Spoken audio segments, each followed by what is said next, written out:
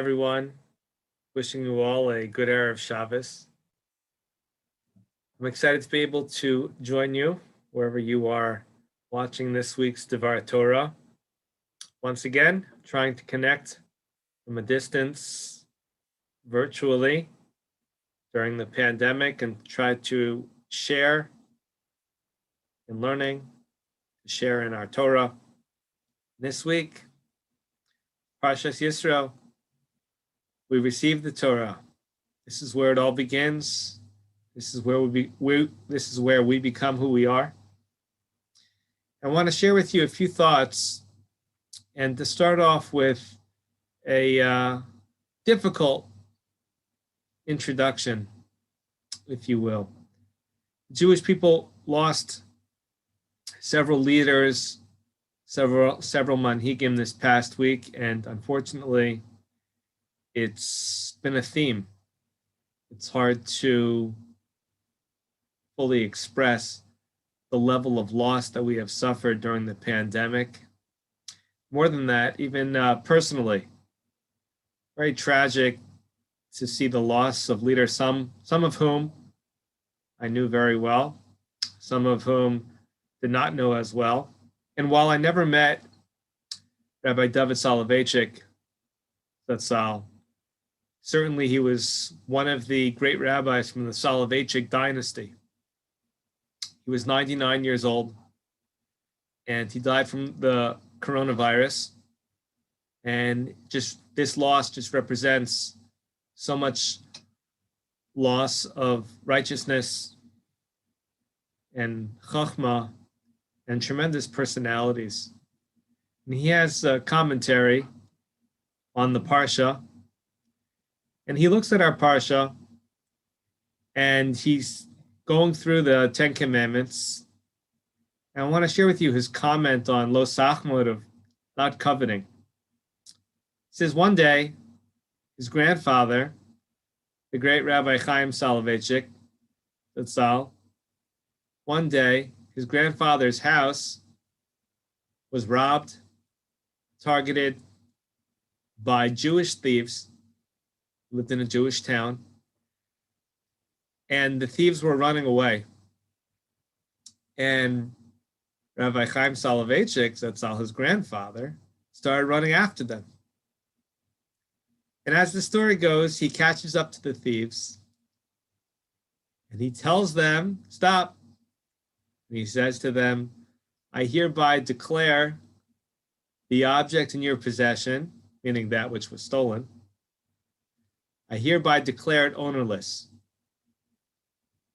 Now, it's amazing to think, you and I might say to ourselves, well, wow, this great tzaddik, this great Talmud Chacham, he doesn't want them to be in violation of stolen object. He knows they're not going to return it and fix their sin, their avera. So he wants to try to absolve them out of his righteousness. That story is amazing. There's some truth to that explanation. But his grandson, the late Rabbi David Soloveitchik, continues.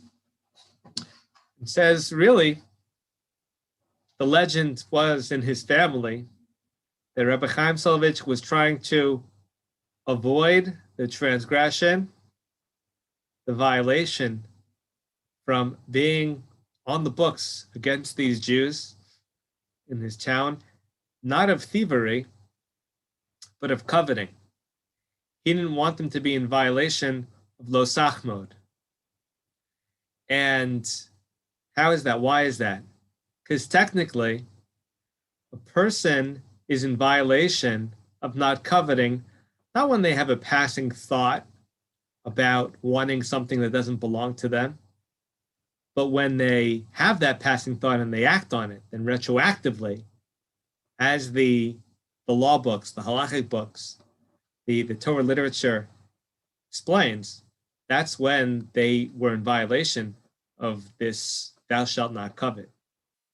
So that's how he said the story was passed down from generation to generation. But he continues, and he says, something doesn't make sense about this story.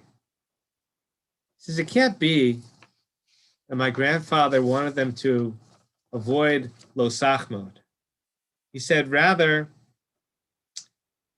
he didn't want them, he knew they weren't going to return it. And lo hiknehu lo, he certainly wasn't going to just give it to them. You're not allowed to encourage thieves and give thieves these gifts. But he knew at some later juncture, there might be opportunity for him to perhaps get the object back through some justice, perhaps. And he explains that he wanted to make sure that it was ownerless. So the rationale was that he wouldn't be able to go ahead and take it from them at a later point, but wasn't ownerless now, because it would be theirs. That was his view of the halachic ruling. The reason why I share this is because I was so blown away, and maybe some of you are, that while this great rabbi was being violated, all of these halachic considerations flashed before his eyes. Maybe the legend of the Soloveitchik family was such that he really didn't want them to be in violation of lo sachmod, of not coveting, or maybe he had these other considerations. But the fact that he had these considerations during a time of great drama, and during this time of where most of us would not be able to think straight, but the halachic discussion was so much in his bones, so much a part of him, that it was natural for him to have that be a consideration as he was going through that. So all of this is by way of trying to understand, where does that part of us come from? Where does that part of the Jewish personality, where does it emanate? What happened? So we know in Yitro that we received the Torah. But receiving the Torah cannot be all that is us. For sure, it's our identity to such a great extent. But Rabbi David Soloveitchik explained something else this week that I think actually sheds light on who is this? How did we get to this point? How could we have produced a Rabbi David Soloveitchik? And he looks at the words of Yitro. And Yitro says, in the 18th chapter, Parak Yudches, he says something amazing. He says, Vayomer Yitro, Yitro says, Asher hitzil eschem, blessed be Hashem who's delivered you, miyad Mitzrayim, and from the hands of Paro, Asher hitzil, he says, as ha'am, as it says, mitachas yad Mitzrayim, who delivered the people from under the hand of the Mitzrayim, of the Egyptians.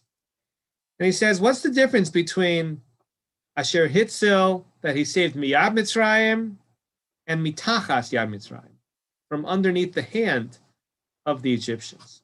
Why is Yitro explaining both? This is really fascinating. He explains that by looking at Moshe and Aaron, we see that the Jewish people suffered two different major traumas. First of all, Moshe and Aaron were from the tribe of Levi. And this is what's alluded to through Yisro's words. Being a part of the tribe of Levi meant no hard labor. The trauma was simply being detached, being in exile, being in a foreign land. Just being there was something that required being saved. But there was another trauma, of course, which is mitachas Yad Mitzrayim, which represents not just being in a foreign land and being in exile, but being subservient, being oppressed, being persecuted, having hard labor and all this hardship and the slavery, shackles, the chains, and all of that. Moshe and Aaron didn't experience that. So by contrasting Moshe and Aaron to the rest of the people, as Yitro does, and by having this portal, this insight, being privy to this insight as it's alluded to in this pasuk. So Rabbi Soloveitchik explained that we have two traumas that are part of our history.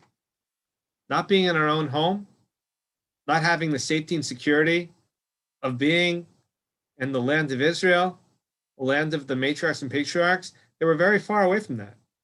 And also the fact that treated like animals, these bestial Egyptians whipping us, destroying our sense of selves.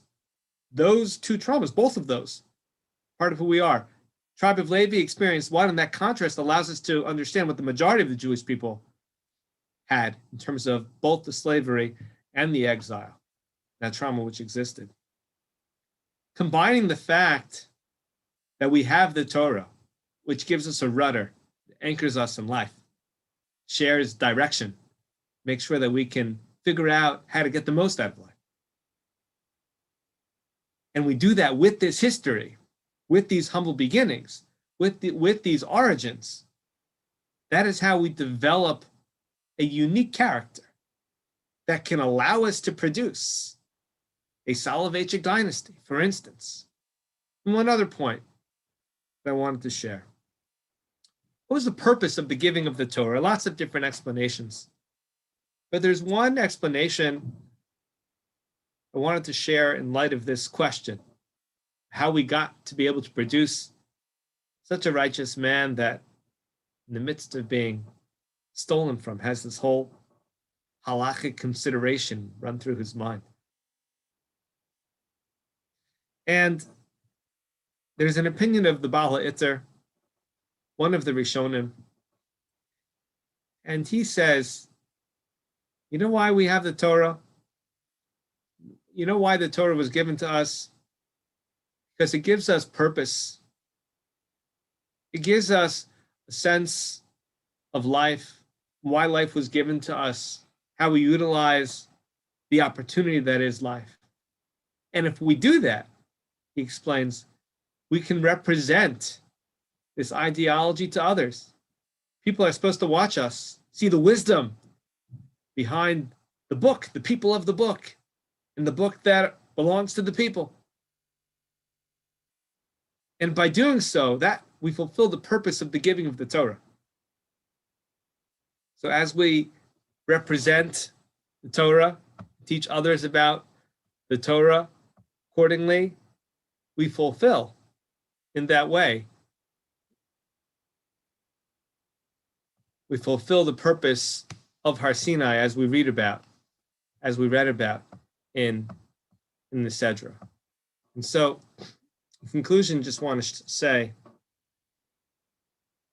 that it's the combination of our experience and the multiple levels of the challenges that we faced as we were created as a people, combined with the understood purpose of being given the Torah, being gifted the Torah. Now, what that means in terms of being of wisdom, fortifying our life accordingly, and having others see the wisdom that we represent.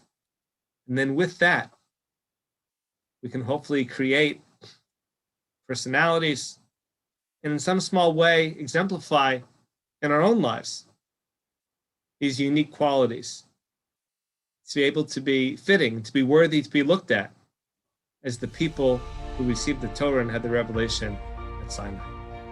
Thank you and have a great Shabbos.